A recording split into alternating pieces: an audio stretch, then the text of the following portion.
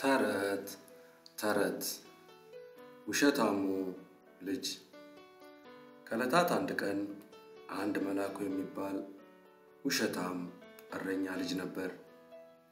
በጎቹን ይዞ ከሰፈሩ በላይ ካለ ጋራ ላይ ሳር ያበላ ያግድ ነበር። አንድ ቀን ልጁ ድረሱልኝ በጎቼም ቀበሮ ሊበላብኝ ነው እያለ ይጮህ ጀመር።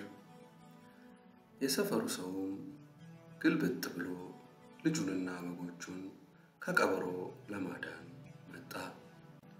ልጁ ግን ሸወድኳችሁ እያለ አሾፈባቸው። ሰፈርተኛውም በልጁ ድርጊት አዝነው ወደ የሥራቸው ተመለሱ። ከተወሰነ ቀን በኋላ አሁንም በድጋሚ ድረሱልኝ በጎቼን ቀበሮ በላብኝ እያለ ልጁ መጮህ ጀመረ። ሰፈርተኛው አሁንስ የእውነቱን ነው ከቀበሮ እናድነው ብለው ወደ ልጁ መጡ። ልጁ ግን አሁንም ሸወድኳችሁ እያለ አሾፈባቸው። ሰዎቹም ስራ አስፈታህን በጣም ያሳዝናል እያሉ በመናደድ ወደ የሥራቸው ተመለሱ። ከትንሽ ጊዜ በኋላ ልጁ ከበጎቹ ጋር ጋራ ላይ እያለ የእውነት ቀበሮ መጣበት።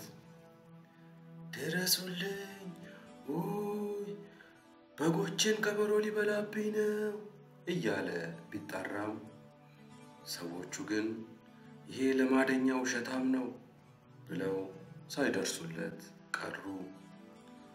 ቀበሮውም በጎቹን በልቶ ጨረሰበት።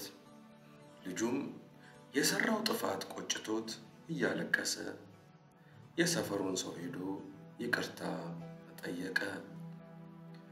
ተረቴን መልሱ አፌን በዳቦ አብሱ።